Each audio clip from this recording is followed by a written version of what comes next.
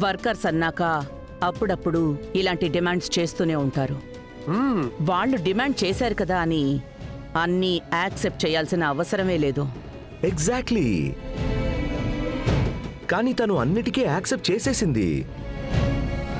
Last year production చాలా తక్కువ వచ్చింది, యునో. ఇదే కదా నేను చెప్పాను.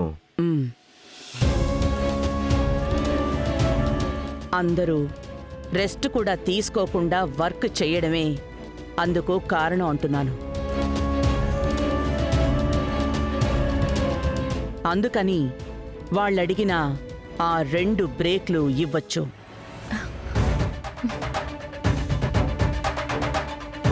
రెస్ట్ రూమ్ అడిగారు అంటే అదంతా బేసిక్ నీడ్స్.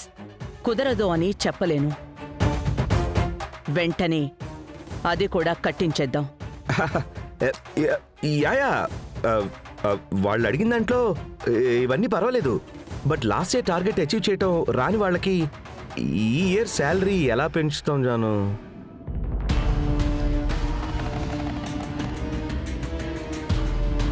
శాలరీ విషయంలో వాళ్ళు అడిగింది ఇవ్వడం కుదరదు. ఆ 2 విషయాల్లో నువ్వు తప్పించుకున్నావు, కానీ ఈ విషయంలో కరెక్ట్గా ఇరుక్కున్నావు.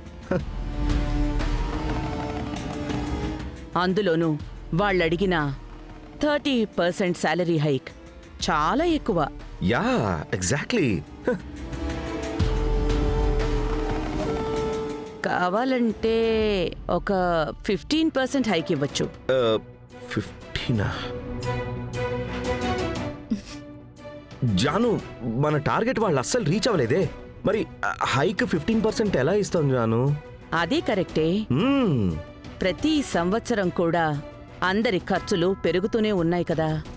మరి అలాంటప్పుడు అదే శాలరీలు ఇస్తూ పోతే కుటుంబాలు ఎలా నడుస్తాయి? వర్కర్స్ అందరినీ నా కుటుంబంలో ఒకరిగా చూసుకుంటానని వాళ్ళకి మాటిచ్చున్నాను.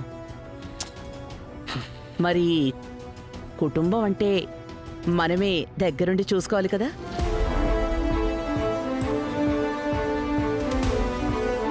రవి, బంగారు చెప్పినట్టే ఈవిడ కూడా అక్షరం పొల్లుపోకుండా చెప్తున్నారు.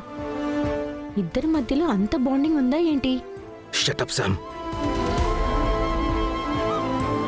సరే జాను, ఇదంతా డిసైడ్ చేయాల్సింది ఎవరు? నువ్వే కదా జాను. మరి బంగారి ఎలా డిసైడ్ చేస్తుంది? నా వర్క్ బర్డెన్ తగ్గించడానికే కదా తనుంది. మరి తనే కదా డిసైడ్ చేయాలి. అందుకే కదా బంగారిని నా వారసురాలు అన్నది.